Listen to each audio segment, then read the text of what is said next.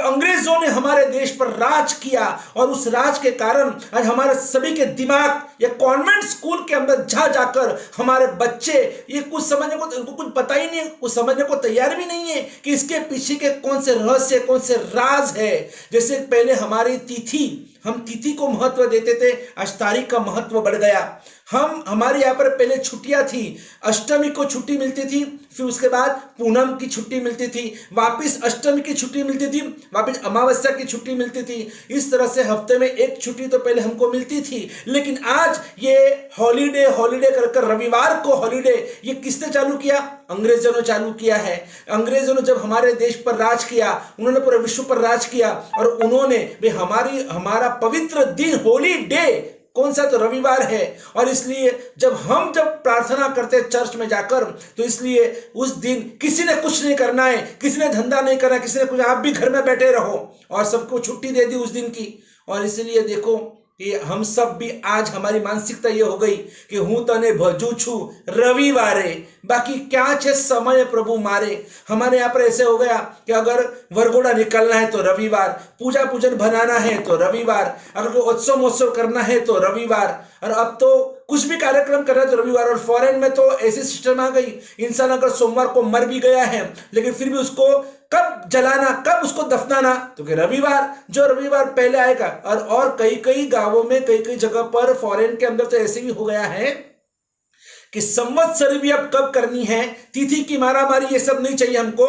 जो पर्युषण में रविवार आएगा उस रविवार को हम संवत्सरी का प्रतिगमन करेंगे। ये सब किसने किया? ये हमारे दिमाग, सभी के दिमाग पूरे घुमा दिए गए। और ये सब इसके पीछे का षड्यंत्र, वो हमको समझना होगा कि ये तिथि क्या है, ये तारीख का महत्व क्यों बढ़ाया गया है, और क्या इसके पीछे का षड्यंत्र है, उसके अंदर तक हमको जाना होगा।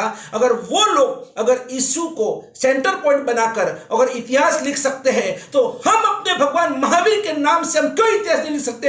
हम भी before Mahavir, after Mahavir, BM और AM, बिफोर महावीर और आफ्टर महावीर, हम भी पूरे इतिहास का वापस हम लेखन कर सकते हैं। उसमें प्लस माइनस कर हम भी तो वो संवत निकाल सकते हैं कि भारत आजाद हुआ कब हुआ?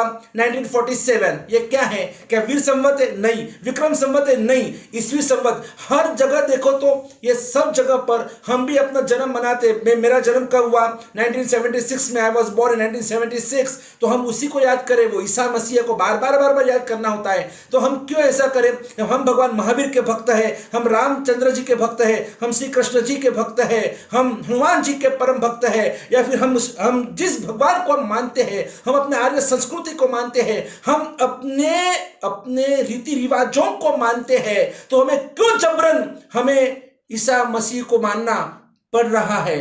हमें क्यों उनको फॉलो करना पड़ रहा है? इसी षड्यंत्र को हमको समझ कर उसका पर्दाफाश करना होगा, और हमें अपने परमात्मा को वफादार रहना होगा, हमें अपने संवत को वफादार रहना होगा, हमें अपनी भाषा को वफादार रहना होगा, हमें अपने जो भी कुछ हमारी परंपरा को वफादार रहना होगा। और उस वफादारी के लिए ही हम वापस एक बार उसको डीप में समझेंगे।